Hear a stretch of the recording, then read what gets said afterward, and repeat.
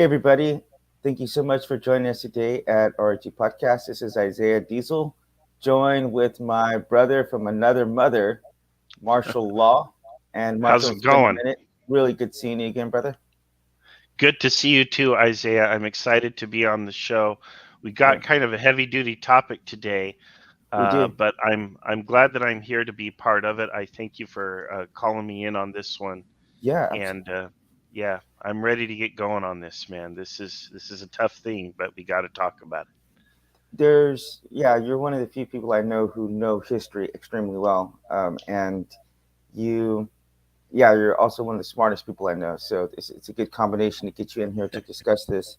I haven't seen you for a few months, so it's really good to see you again. But of course, it would be nice to discuss something without such a horrible backdrop of what's going on right now. And with that being said, we do have a very special guest today. Her name is Elena, and calling from the she's calling out of the Ukraine. And so we're going to bring her in right now. And Elena, how are you doing today? Hello. Okay, thank you. Okay, surviving. Yeah, Can you tell us real quick where you're calling out of? I'm calling Dnipro. It's in Ukraine, kind of central Ukraine city. Central Ukraine. And so we usually have what's called like a friendly fire round because we try to get to know our guests a little bit better. But in lieu of that today, what we'd like to do is we would like for you to just give us a brief introduction about yourself, your family, where you're from, what kind of things you like, what kind of things you're interested in, and just tell us anything you would like to tell us about Elena. And so, if you could take, 2, 3, 4 minutes, if you like, just introduce yourself and just tell us, what's going on in your life right now. Okay, well, thank you. My name is Elena, as you said. Yeah, thank you for introduction. And I live in Dnipro. I'm now in Ukraine, and I was born here in this city, and it's my hometown. And I've lived here all my life. And now, yeah, my life, of course, has changed. But just in general, yeah, like about what I can say about myself, I'm an English teacher teaching English to adults. Yeah, it's my main job. And at the same time, I'm doing my second degree. It's a psychology. So Wow. I'm going in 2.5 years. I hope I'll have my second degree in psychology. So those are my main interests, yeah, and activities in life. And also, I have different hobbies. I like singing, so I've had singing classes for almost a year now.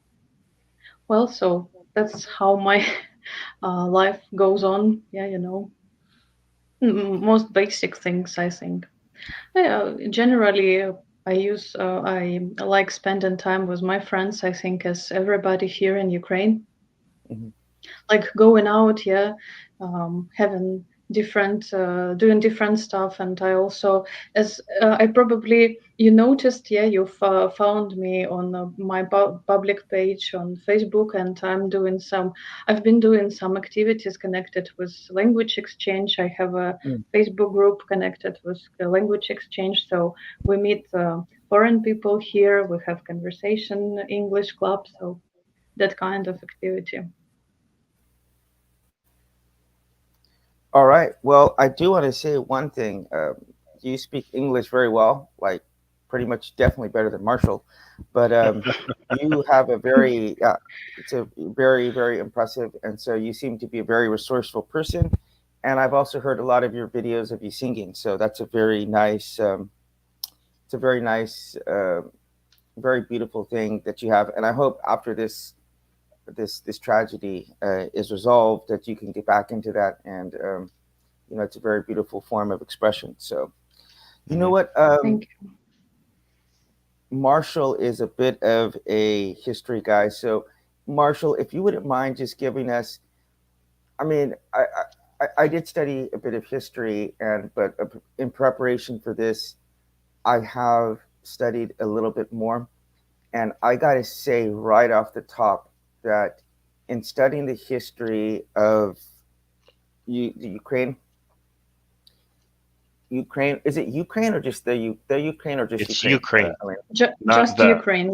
Yeah, yeah, without them. Just okay, Okay. just Ukraine.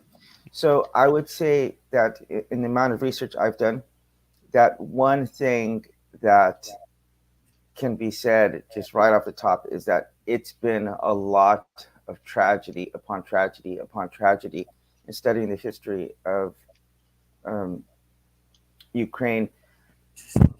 Partially, some of it is at the hands of some of the own Ukrainians themselves, but mostly the history that I've looked into has been a lot of foreign belligerents and a lot of people getting involved in that. So that's just one thing I have to stay off the top. That this is not something that's just a one off.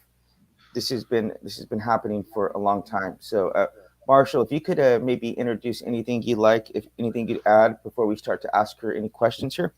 So I'm gonna give it Yeah, over to you.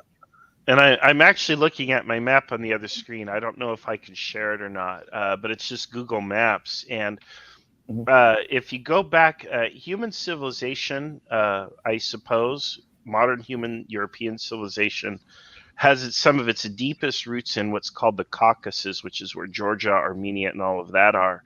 And that was about 60,000 years ago. And then the people who were the ancestors of most of the modern Europeans migrated out of that region into the region we know of as Ukraine.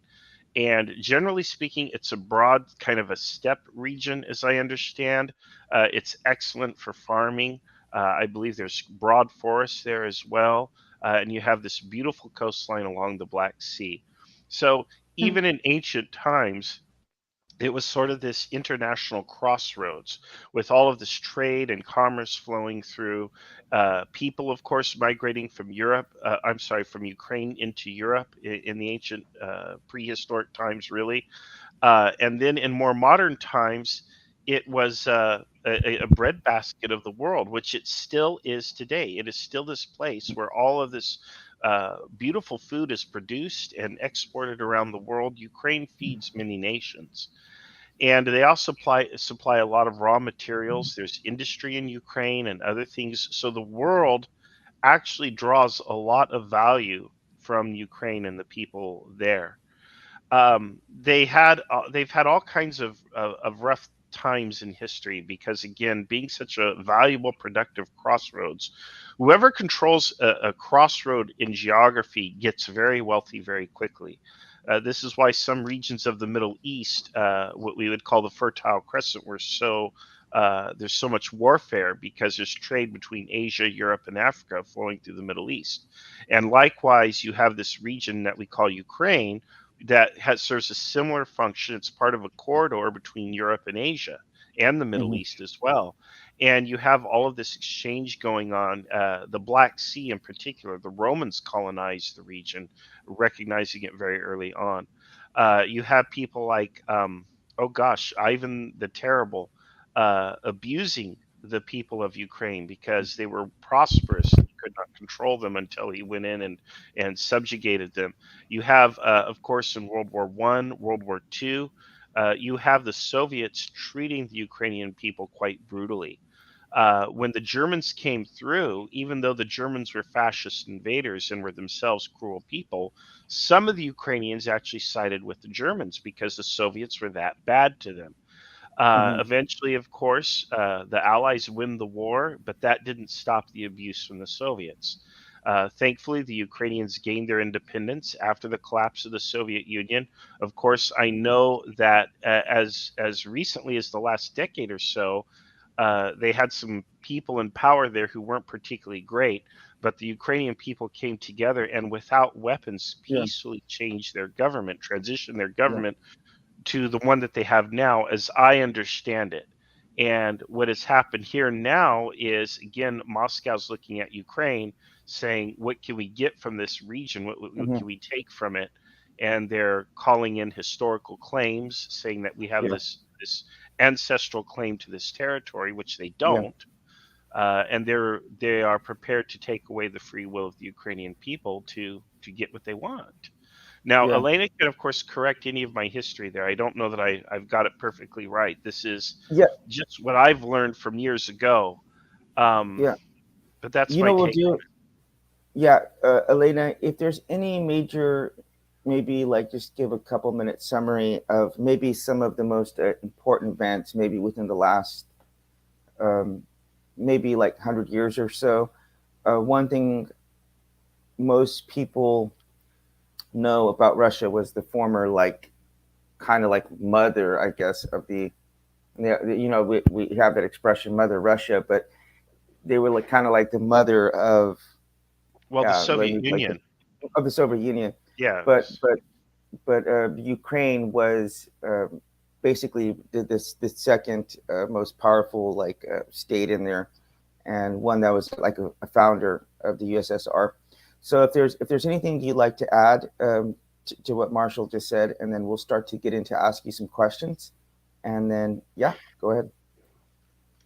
Well, yeah, I actually yeah, like what you said, and you are actually right. So you gave a brief overview, yeah, of what really happened here. And if we are talking about the past, maybe 100 years, so there were, as you mentioned, our people collaborating with Germans. Yeah, it happened. I guess it happened like twice. Yeah, during the First World War and the Second World War, from 1917 till 1918. Yeah, there were some tries. Yeah, I would say, to create a state. Yeah, a sovereign state of Ukraine, but they failed because Bolshevik came.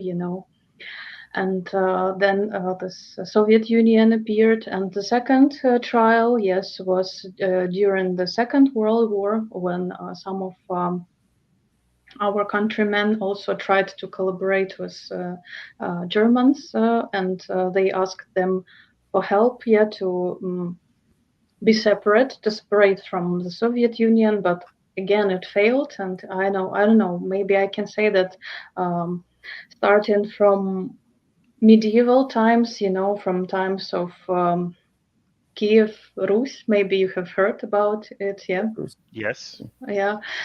We've always had that desire to be a separate country, to be independent country, and finally, yeah, back in 1991, we got it. And now we can see that somebody is again is trying to, yeah, to fail it somehow. You know what?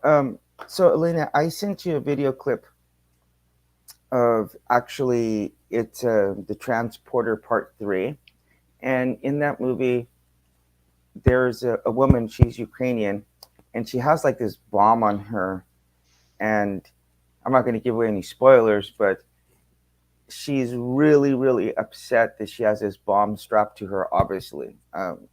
It is kind of like a hostage situation she's in. Well, it is a hostage situation, but it makes her like very angry. And so the main guy, Jason Statham, he tells her, he says, "You guys are all alike," and she's like, "What are you talking about?" Like he goes, you Russians, you're just so doom and gloom, and you're so pessimistic. And she says, "I'm not Russian, I'm Ukrainian." And he's like, "Oh, well, same thing." And she says, "Well, no, there's a difference between us, mentally and in our hearts," is what she says. And so that is a very big misconception, I guess I would say, is most Americans, maybe most people, just see the Russians and the Ukrainians as being like, I don't know, brothers, or uh, Mm. just pretty much the same people. I know the Slavic, there's similar ancestry, but can you tell us off the bat, if you can tell us any major differences, either historically, culturally, that you find, or maybe even some similarities as well, either between language or people or customs, et cetera, et cetera? Well, I would probably start from the end. Yeah, because talking about similarities, as you said yeah, before, that we were all part of the whole Soviet Union, and also mentally we were during those Soviet times. Mentally, we were very close. I mean, we shared the same ideology, yeah, and we were pretty like the same. But since the USSR broke down and we became a separate country, so we started mm, maybe returning back into and looking back to at our own history, yeah, and we now share like common traditions, yeah. So many people now in Ukraine, especially historians, people who are somehow connected with, I don't know, museum workers and so on. They do now a great job because they are trying to bring, to look at our history, yeah, like 500, 600 years ago and so on. And they are trying to promote this history so that everyone here knows it. And so we are basically building our own views, yeah, and trying to uh, like combine everything what was before and to bring it somehow into our present life. So that's what I can say. Oh, And uh, mhm, oh, good, please. sorry. Uh-huh. No, go ahead. Okay. And you also asked me about the differences. So I think we have differences. And as from the episode you sent me, I think the main character from this movie, he said that.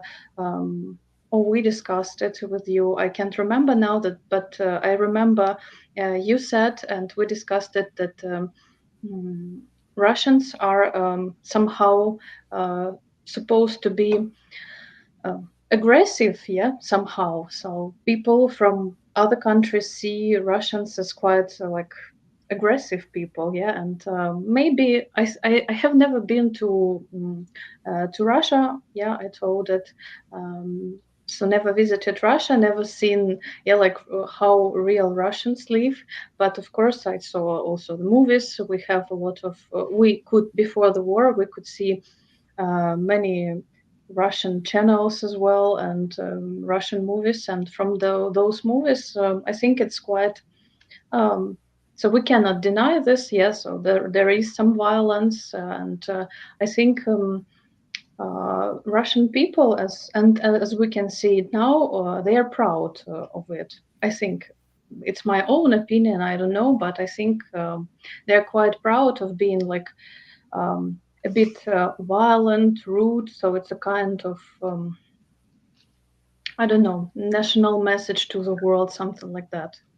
Mhm. That's Uh, kind of like one of the things that people think about America as being like loud, aggressive, arrogant, violent, and in some ways, some stuff can just be traced back to the history. And I think uh, Marshall and I both are very interested in history, and a lot of people are get very bored by that because it's in the past. But the truth is that you can't really know what's going on right now unless you study the past. And mhm.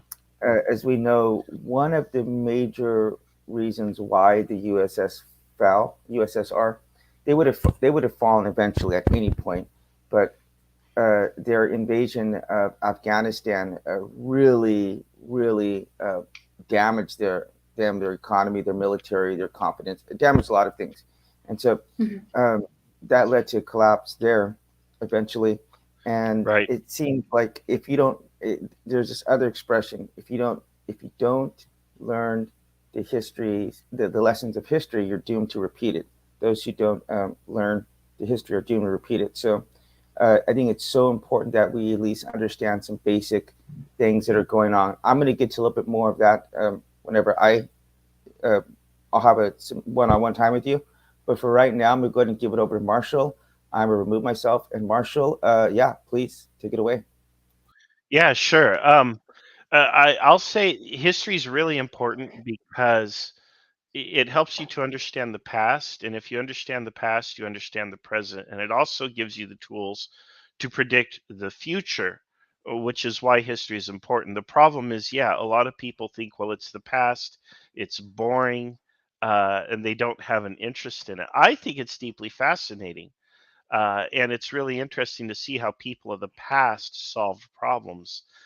For example, the Vikings recognized that this region was of strategic and economic importance, and so they settled there 1,000 years before Moscow was even a thing. And they took advantage of all the trade. People think of the Vikings, at least here in the West, they think of the Viking people as these savage butchers who went out on the longboats and just raided settlements across Europe, when actually they were merchants more than anything. They were traders, and they traded as far away as the Middle East.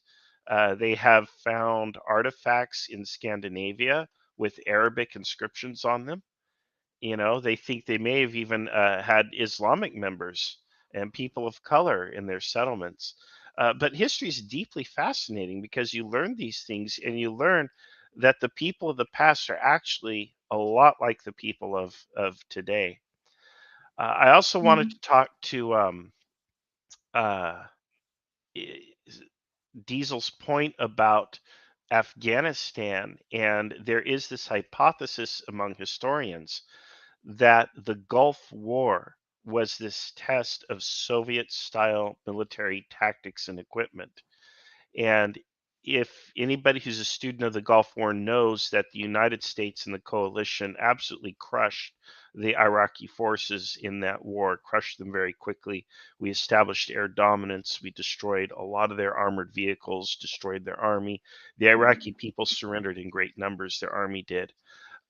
Regardless of how people feel about the war, actually, there was two of them. Um, there is this idea, this hypothesis among historians that the Soviet Union collapsed because the generals in the Kremlin saw how their tactics and their equipment fared against Western tactics and Western equipment and realized the whole strategy was bankrupt. And what's really remarkable about it is we're seeing these old Soviet style tactics where they're sending just a lot of men into combat and they're going up against Western trained and Western equipped forces, and they're being absolutely destroyed once all over again. So it seems like Moscow didn't learn from the Gulf War or from Afghanistan. And now, for a third time, an unprecedented third time, they failed to learn from their military history, and they're making this terrible mistake again. And the real tragedy is not only that many Russian lives are being lost on top of all the Ukrainian lives, many Russians are actually protesting this and they're being rounded up and arrested in large numbers. Many Russians are opposed to the war. Um, so, this is also a great tragedy in Russia as well. Not that I want to express, I just have natural, I don't want to sound like I'm sympathetic to their cause. I'm not. But I do have sympathy for the people because I don't think the average Russian people want to be doing this. I think it's mostly the leadership. There are Russian people who support this, but I think the Russian people are greatly divided. But right now, I think the focus needs to be on what's happening in Ukraine and the suffering that's going on there. So that's what I'll say to all of that. What's your opinion on all of this, Elena, and the Russian people in general, perhaps? I would ask. Well, we have here in Ukraine, yeah, we have very different um, military advisors, yeah, and our country is like very digitalized country, and our president speaks to us via his mobile phone, and so many yeah, people from our military sphere also talk to us, and we listen to them every day what they think and what they um, talk about the future in our country. And many of our specialists, military specialists, they say that Russia is doing just the same thing now as they did in Afghanistan. Mhm. And yeah, they all agree that they are doing it absolutely exactly, yeah, as they did it at that time. And they also wonder why. Why do they repeat the same mistakes now, and nobody can answer this Mhm. question. So Yeah, I think there's a yeah. lot of corruption in the Russian government, and it's on full display. It's being exposed. But many Americans think your president is quite a hero. They admire him greatly. Um, the women all have a crush on him, they say. Um, and yes, he gets on the phone and he talks to people, and many of those speeches are broadcast here. In America, we had one president who talked to the people on his mobile device all the time. It was a disaster. President Trump was always tweeting things and they were inappropriate, and it was a disaster. But many people here are cheering for you and for your president. We did not expect, we thought, like the Russians did, this was going to be a short and terrible conflict. But now we are happy to see that not only are the Ukrainian people fighting back, the war has gone on for a month. You survived for a month against what may be one of the world's largest and most powerful militaries, but you're winning now. From that's what we're Yeah. hearing here, is that you're winning, that you're starting to surround the enemy and destroy his combat elements, which is important. And I hope that the Russian soldiers will surrender, and that we can have peace soon. I really do hope that we have peace soon. I don't like the casualty figures that I'm seeing, but I understand them. And if somebody were to invade America, we would fight just the same. Um, but yeah, Well, it's go ahead. Yeah, mhm. yeah. Yeah, I just wanted to say one thing which is very important for me. Well, as you said, yeah, so we are opposing, yeah, this Russian army, and as I read on the news and like me, American media, European media, just before the war, yeah, everyone expected that Hmm. Ukraine will fail.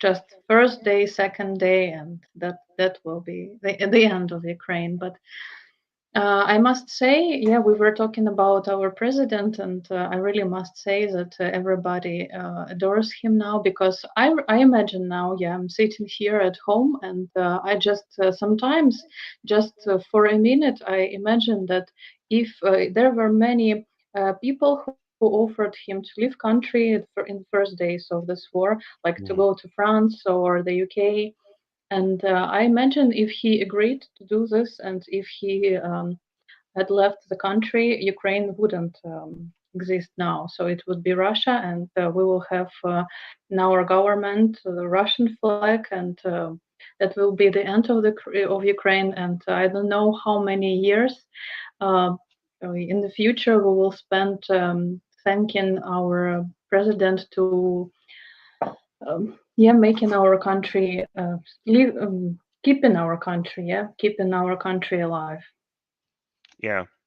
I agree, and I think he's a great hero, and he's at the peak of his power and his popularity, and he has earned that from his courage and his bravery and the quality of his leadership. And I hope you guys keep him for a while. Um, One of the other Yeah. things that we're seeing here in the American media is we are seeing the farmers are taking their tractors out and towing away Russian tanks and other armored vehicles. And so I Wow. see that and I wonder, is that really happening, or is that just a story that we're being told here? Is that really happening? Are the Ukrainian people really capturing Russian hardware intact and towing it off to their farms? Do you Yeah, know if it that's happened happening? several times. Yeah,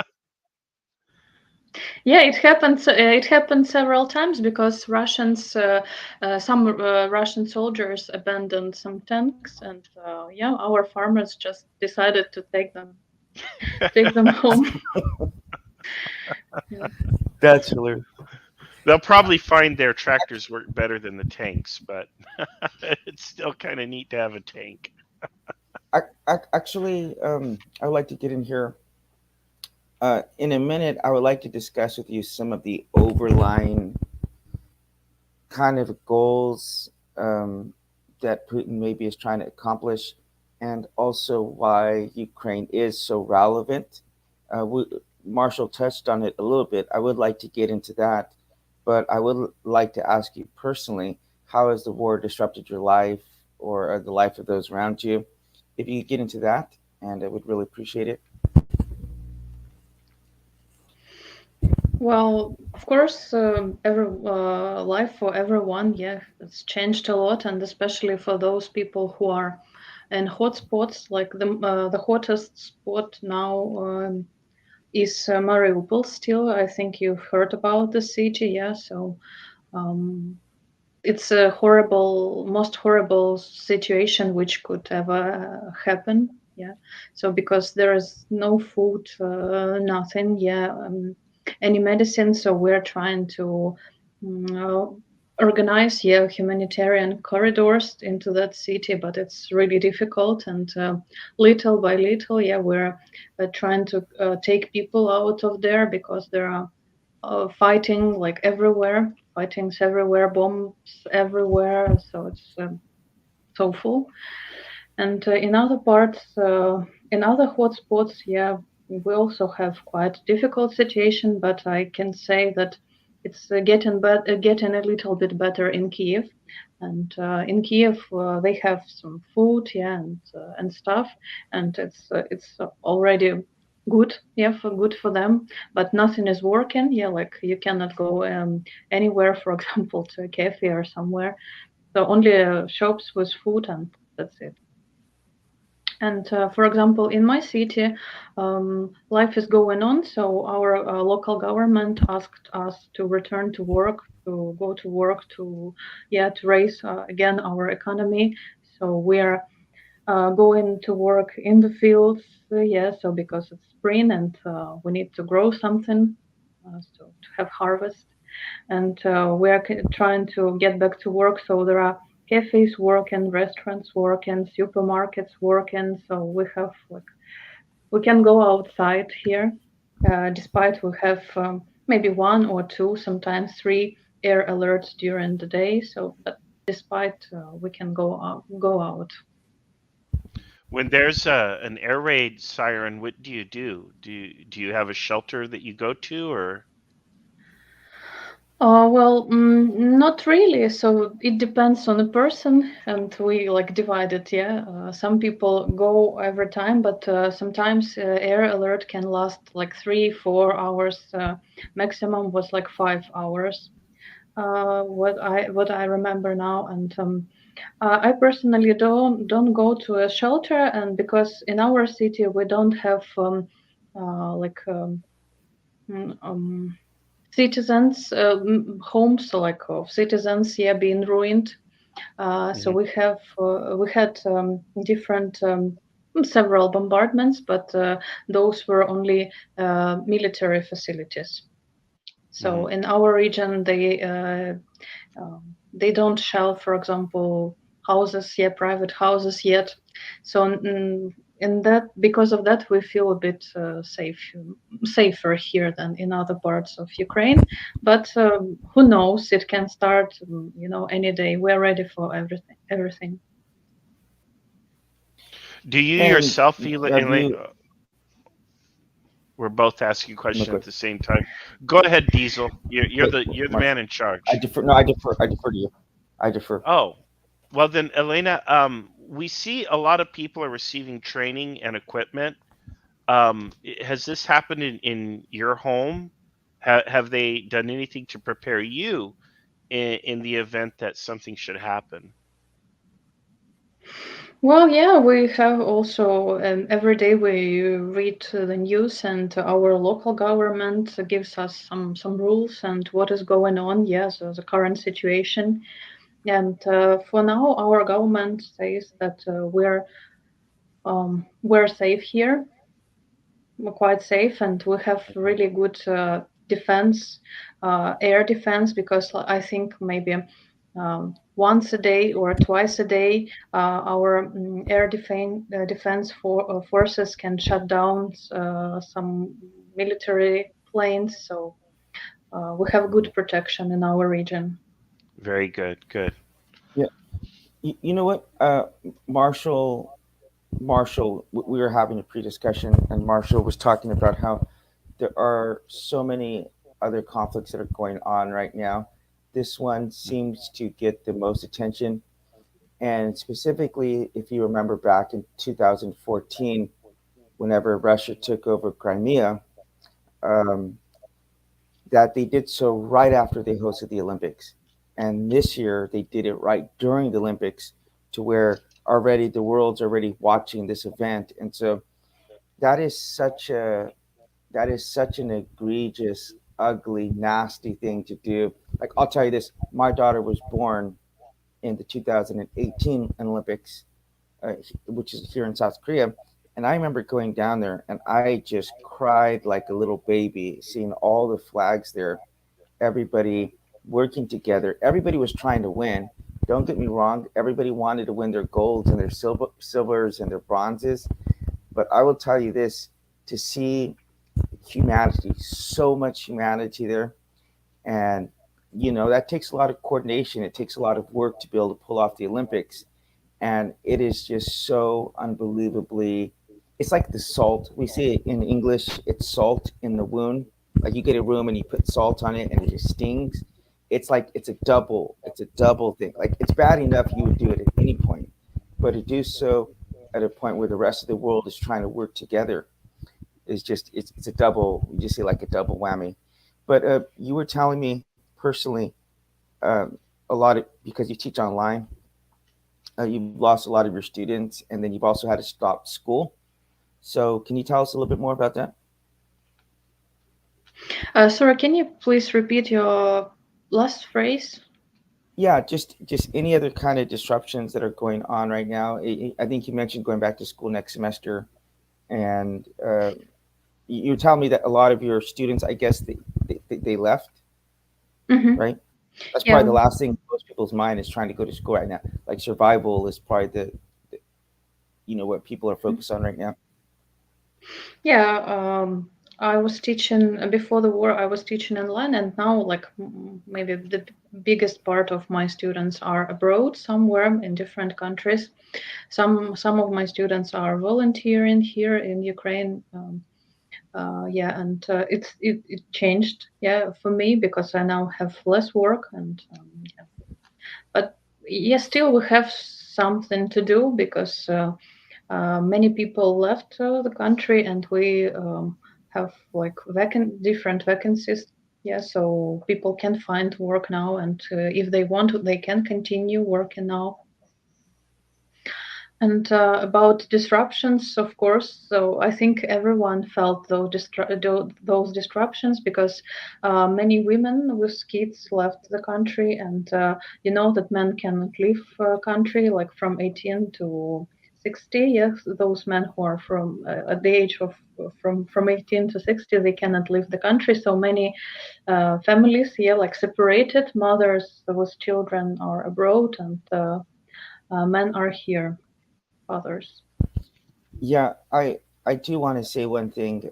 Being the father of a daughter, that is literally, that is like my biggest nightmare, is to ever be separated from my daughter, or forcefully or otherwise. There's very few things that give me that level of anxiety and fear, but I can't imagine what so many people are going through right now. And we do want to transition over to, maybe I'll take a Marshall off right now, and I would like to discuss a little bit more about some of the underlying reasons of why he would have wanted to take Crimea, for example, or what he's trying to accomplish right now. But before we do, I do want, this is kind of a little bit curiosity, but it's also because I love this food. But do you guys eat? Do you guys have a similar diet, the Russians and Ukrainians, food wise?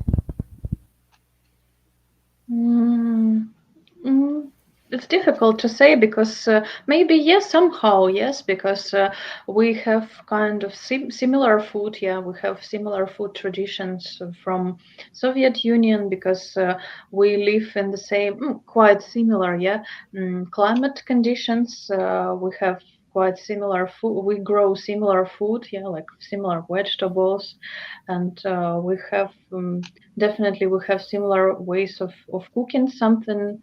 So I think it's quite similar. We have in Ukraine we have our traditional dishes, but I think people in Russia also eat that kind of food. So yeah.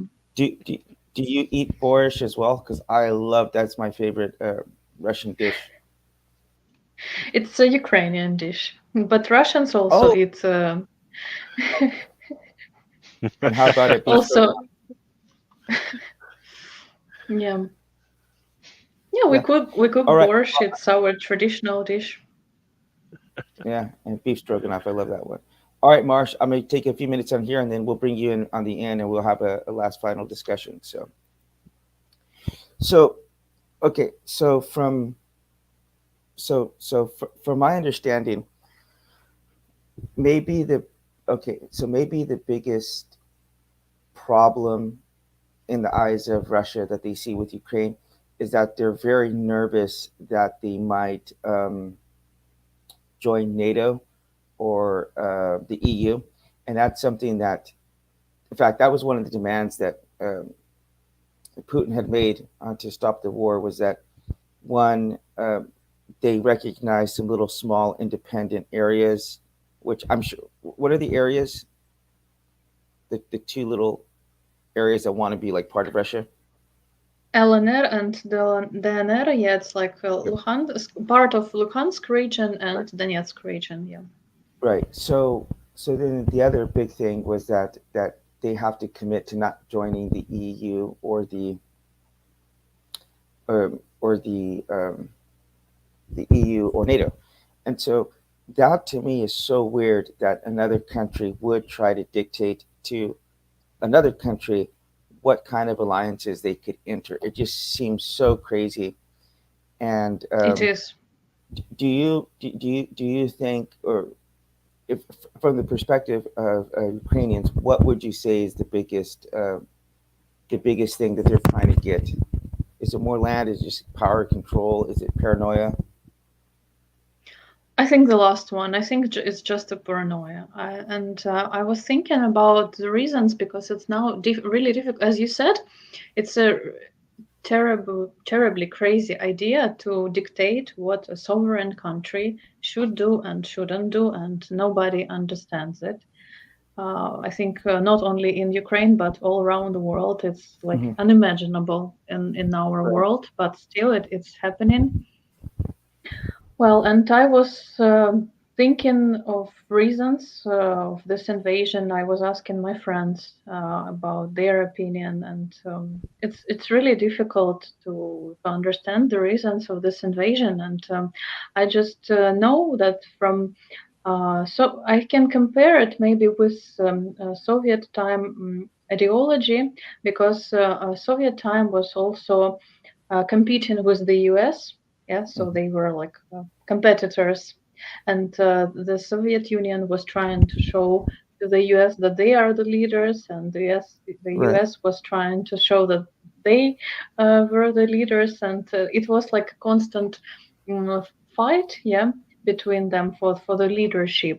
And I think now Putin has the same idea because he was born in the Soviet Union, and I think he has like total ideology of those times, Right. and he just wants to continue it. And I think in this way he wants to maybe enlarge the land, and to show that he's still big and he's still powerful. Yeah. But I don't think it's really true. It's just an image, yeah, like a picture, but which has nothing behind it.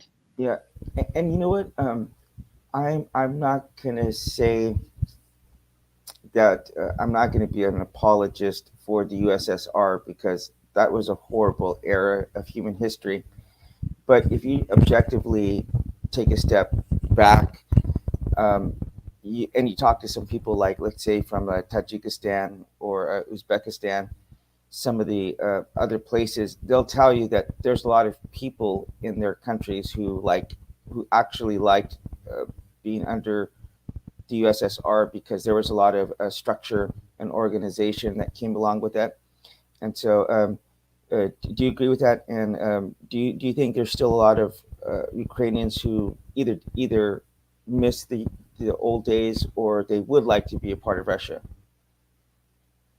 Yeah, I agree that there are some countries still now, yeah, that who liked and which liked, yeah, the way they lived during the Soviet times, and yeah, there was kind of structure, and everybody knew what to expect, yeah, during those times. So it was kind of a logical, yeah, life. So you are being born, then you get some kind of education, then somebody gives you work, and you like exist in the same realia for everyone. Yeah. Hmm. So it was very logical, and many people admired it because they didn't have to decide anything themselves. Hmm. So Hmm. That makes sense. everything was decided for them. Hmm. Yeah, and many people, especially old people, miss it because they are like helpless because they don't know how to organize their life themselves. And but I can say that in Ukraine, even older people, they don't want to return to those times. There are Hmm. few, of course, there are few people, but really not many who would like So, to have Soviet Union now. so one of the things right off the bat you would have to recognize, if you look at a map, is the way that Crimea dips down into the is that the the Caspian Sea? Is that the I think Black believe Sea, Black Sea, the Black Sea. Mhm. um, so that is an extremely strategic place as far as um, just for Navy. There's naval bases there, so there's you could understand why Putin would be eyeing that place, but then also um, one of the uh, Marshall had mentioned one of the things that makes the land why is it so enviable is that it is very rich land for crops and stuff. So it's an extremely flat land. I believe. What were you telling me about? I, you told me the big part of it was flat plains. The large part of Ukraine is flat, but if you're talking about Crimea, Crimea is in Crimea there are a lot of mountains, so it's not really so flat. But yeah, the mainland here is kind of flat. Yeah. Well, specifically though about the rest of Ukraine, if you have an extremely flat land, traditionally that is mean that it's a lot easier to go through, like with horses or tanks or whatever to march through. Whereas if you have a lot of mountains, that's really hard to navigate. So one of the things is that Russia just sees it as like a vulnerability, um, to have that whole area, open like that. That makes it possible to invade, and part of it. I, I'm not making excuses for Russia. That this is not what I'm doing. But if you just try to think about some psychology, um, Russia had been, you know, invaded many times, and you could understand the reasoning under USSR to have like we'd call it like a buffer state, um, kind of like China likes to have North Korea as a buffer state between, it just you can understand strategically why you would want to have that. It doesn't make it right, but I think in the world stage, everyone's trying to look out for themselves, and you're not really, not really seeing the people there as subjects rather as just objects. And do you think that that's been something that the Russians have just seen? Marshall mentioned it, but literally, I was doing the research, and it's millions of Ukrainians have died. One from starvation, and then I read like over a million Jews actually in Ukraine were killed by Hitler. So you think that's a really Yeah. big problem there? Is just not seeing the people as being subjects, Hmm. Yeah, and the same thing is absolutely the same thing is happening now. So They don't consider, they don't count people they kill. They don't even bother killing civilians and ruining just private houses. Yeah, it's exactly what you're saying. That has been there has been a lot of targeting of civilians, and we've even heard recently that it's considered war crimes. And so there has been, I think probably the worst one I saw was that the place that was so clearly labeled in the front and the back, children are here, and they bombed it anyway. So I think in order to do that, you have to really, really dehumanize people to say this is not really even a person. That was kind of like one of the big things that Hitler was doing with the Jews. And so, what could you tell us specifically about the Ukrainians? I got to tell you this: I've seen a lot of conflicts in the last 40 years of my life, but I've never seen a people like so patriotic, standing up against such a big enemy and just not relenting.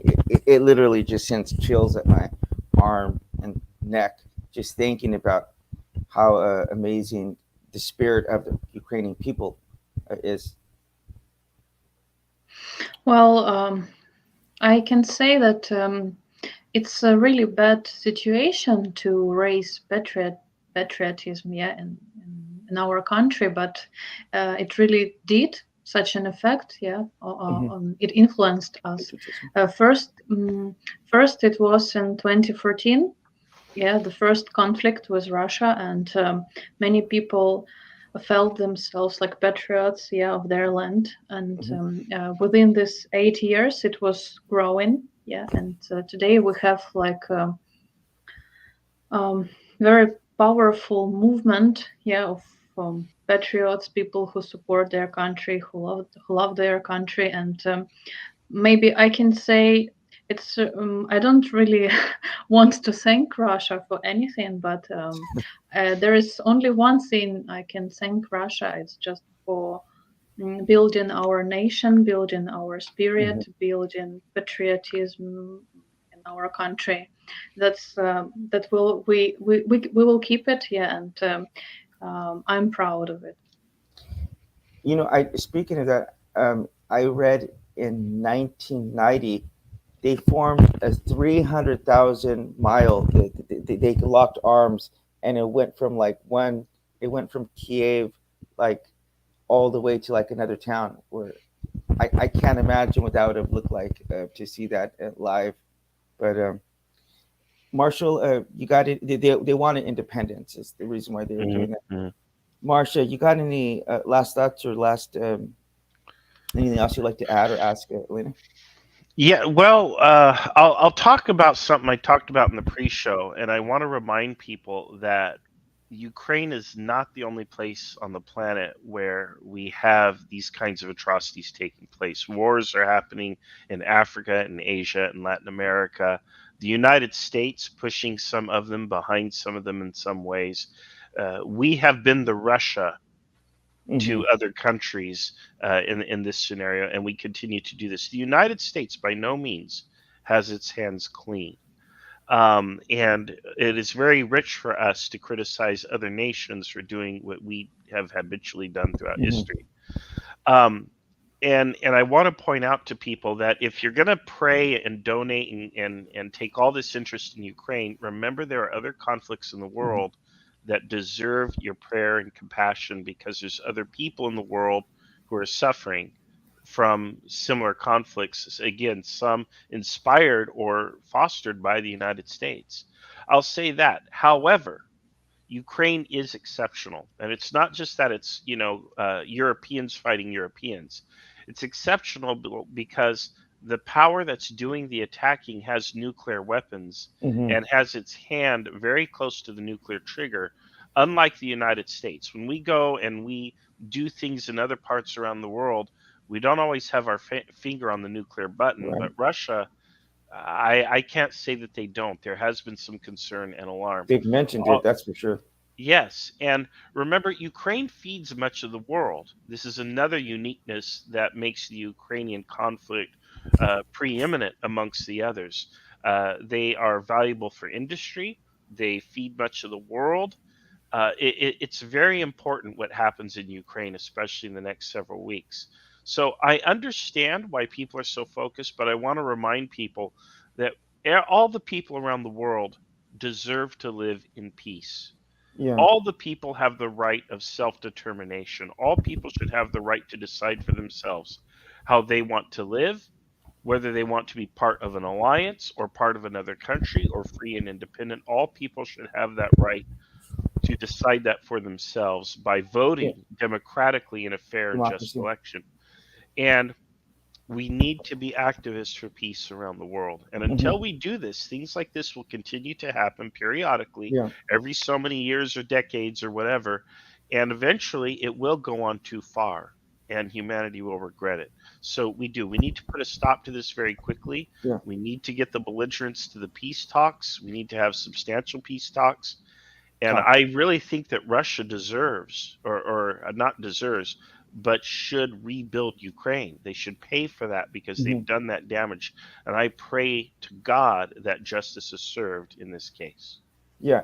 And Elena, we would like to I would like to close off on talking about a little bit something, because this podcast is called Respect, Humility, Empathy. And what it is about is trying to see things from different people's perspectives. Maybe now that I think about it, maybe we should bring a Russian person on here as well to try to get a different perspective, but in the future. But one of the things that we've done is we've had atheists and Christians and agnostics, Muslims, Jews, Hindus sitting down and talking. And this particular case, though, is an example of why, like, even though I am a Christian, why I consider myself, as far as the government goes, to be like a secular humanist. Because in the case with Russia, you could definitely see that the, you can weaponize the church, and it Mm, happens in America. And mhm. then, but what's so strange is that you have Orthodox Christians fighting Orthodox Christians. And so I was Yeah. wondering, tell us a little bit about your religious persuasion, and then two, if you could speak in a little bit on whether or not you believe that that is being used by the state um, for political reasons. You mean religion is being used in Russia? Yeah. Yeah, we saw. I just don't watch much Russian news, but there was a video from a church in Moscow, and Mhm.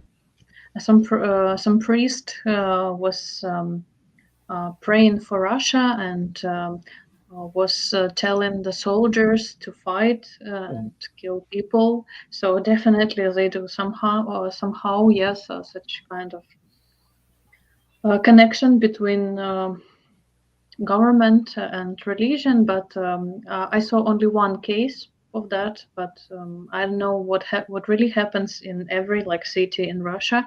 It was a church in Moscow, so I can tell about only that piece of video I watched.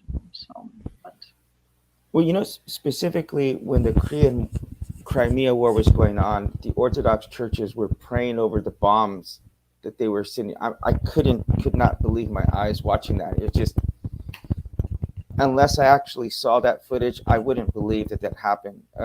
But do you think it's a little bit strange? Do you have Orthodox, because you have the Ukrainian Orthodox Church and then the Russian Orthodox Church, and Mhm. it's kind of just mind blowing. When you have Christians and Catholics fighting, Protestants and Catholics, it's very strange. And are you yourself Orthodox? And what are your thoughts on that? Seeing that battle there? Well, yeah, I was baptized. Yeah, is it the correct English word? Yeah.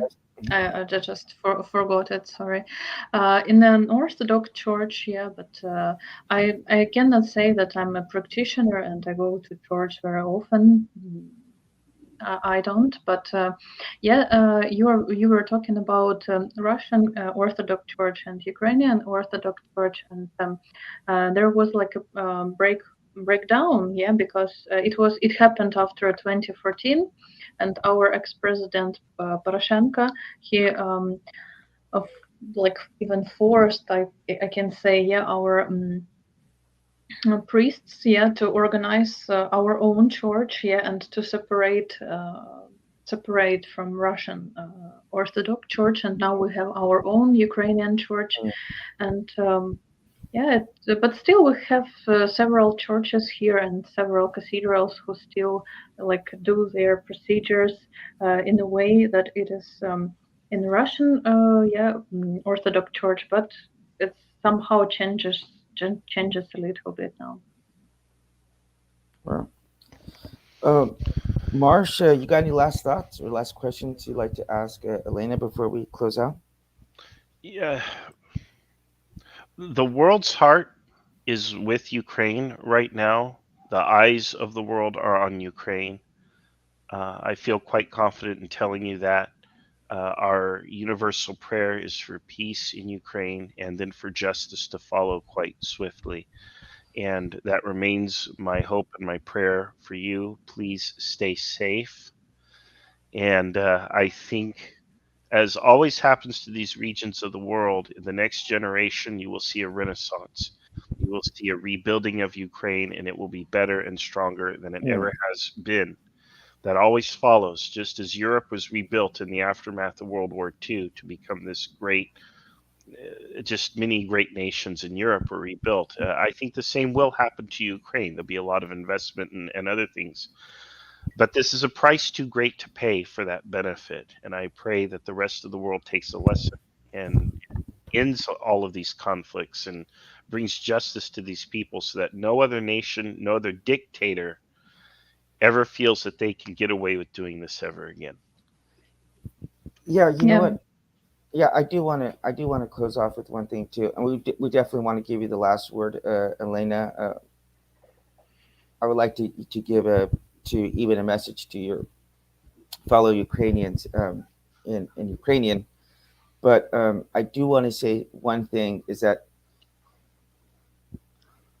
I said I could understand what would be going on through Putin's mind about as far as security and safety and uh, kind of maybe some paranoia. But on the other hand, it's like, yeah, that could be the world that we live in. And I understand there's a world we live in right now. But really, the world we should be living in is to that we don't have to have these nuclear bombs or worry about NATO. Like, we could really be focusing on, soccer matches and music and stuff that can lead us together and unite us. And I my daughter, as I told you, my daughter was born right in the Olympics, and I cried there so much because that was the exact spirit that she was born into, was one of unity and people working together. And we're going to compete. That's the reality, is that we are going to compete on this planet.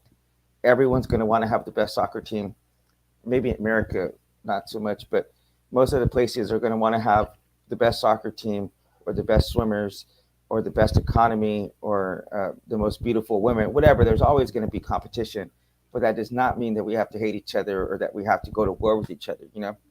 I mean, I thought, man, why doesn't it'd be amazing if, like, Russia joined NATO and just keep joining everyone. Like, it would be so great to just, rather than trying to isolate people, then just keep growing alliances and unions and stuff. That's really what I would like to see. But if you could give a message to either anyone you like, I know you made a very powerful video where you were addressing world leaders, and so if you want to repeat that same kind of message, maybe even to Putin, to Biden, whoever Zelensky, if you like to say something directly to Zelensky, I'm not sure if they'd see it, but anything you'd like to tell your own people in English or in Ukrainian, we would love to give you the last word, and then we're going to leave off on how you could help out yourself and in this little effort that we're doing here. But go ahead, stage is on you. Thank you.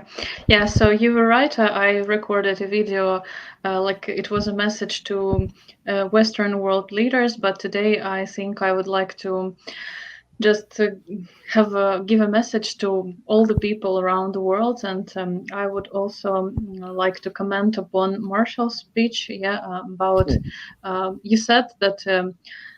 Your hearts, yeah, around the world and are with Ukraine now, and I really appreciate it, and I feel it really when I turn on at the TV and I see different countries, all the people hanging our flags and saying words of support to Ukraine, and you don't even imagine how it really helps us and how it brings up our spirit, and we take a lot of energy out of that support around from around the world, and I really want to thank like every single person who like donates money to for Ukraine, who goes to demonstrations. Yeah, I saw many people singing our Ukrainian national anthem.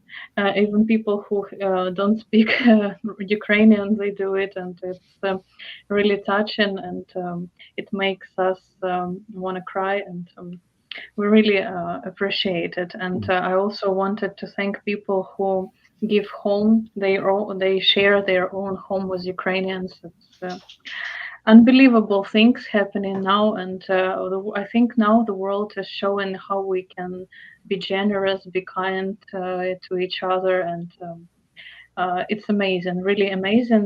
Maybe it's one of positive things I've ever seen in my life, and it's really great.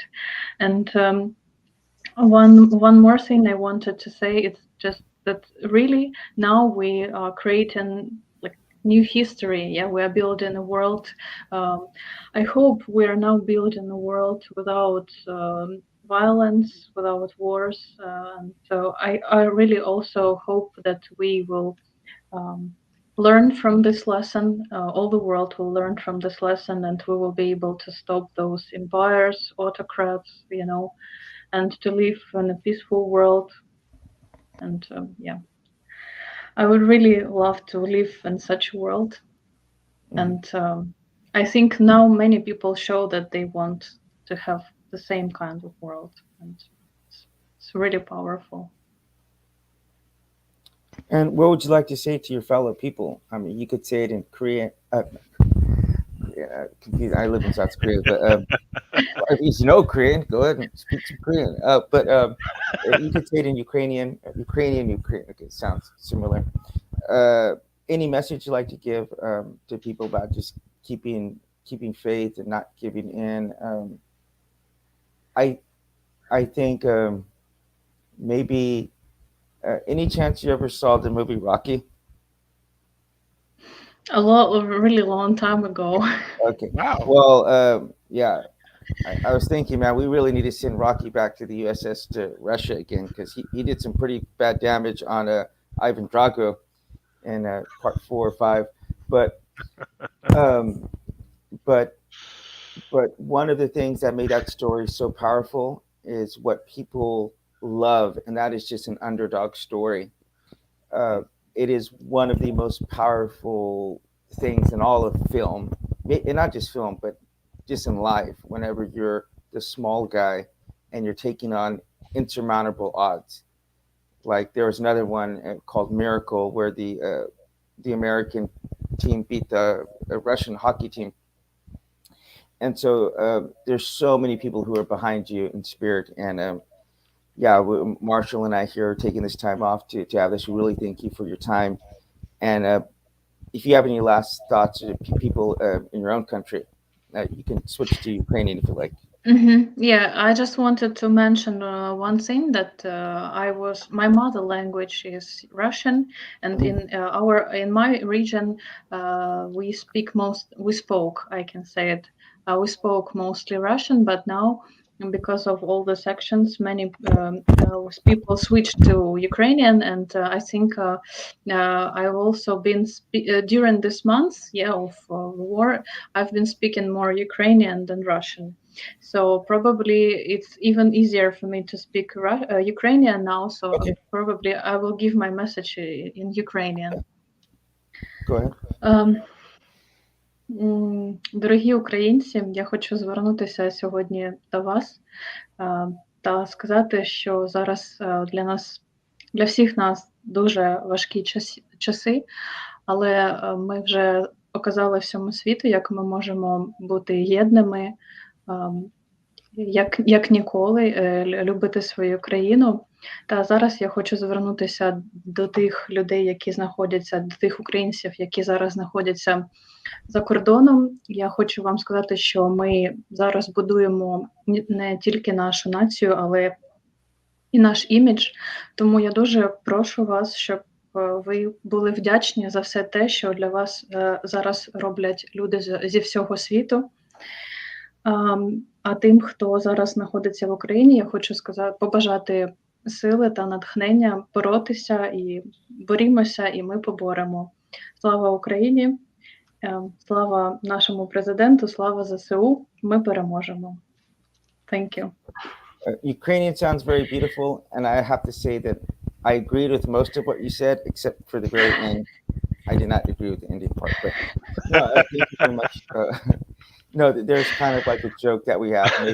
Maybe it's because of film, probably because a lot of Americans get our information from movies, but there's like Russian sounds like really threatening. Oh my God. Noah, whatever his name is, he does this hilarious comedy skit about how Russian is like the most threatening accent in the world. But Ukrainian sounds absolutely beautiful. That was totally beautiful. And the last thing we want to say is if you could tell us, because we are going to make a donation, our RG podcast, to, if you could tell us just exactly what that is and how we can find them. We are going to put links here, but you could just tell us anything you'd like to say about that. Yeah, I've sent you a link to an organization which is based in my city, and my city now is a humanitarian hub because we are surrounded by hotspots, and all the humanitarian aid comes from my region to all other regions around us. Great. And we have many different organizations, humanitarian organizations, and I've sent you just one, and I've sent you a Facebook page of different, So there is a Facebook page for several humanitarian organizations, and there you can find all the pictures, all the reviews of what they do every day. So you can go there and just check where your money go. Okay. Thank you, Elena. Yeah, we really thank you too. We really want to thank you for your time, and so I know this is not as, hopefully some good can come out of this tragedy. That's all I'll have to say about that. It's a horrible thing, but unfortunately sometimes it takes some tragedies for us to really wake up sometimes, So that being said, we want to thank you for joining us today at RG Podcast, and you can check us out on Instagram, Facebook, Twitter, Spotify, just about everywhere you can find someone. YouTube, you can find us, and you can also check out our website at www.rgpodcast.com. If you're not subscribed, please do so, and leave us a comment about what you thought about this. And if you have any other questions pertaining to maybe politics or religion, maybe we can start a discussion in the comment section. And with that being said, we want to leave you with this video, but Elena, please stay around for a brief after party. Again, we want to thank you, and Thank here we go. We'll leave off with this.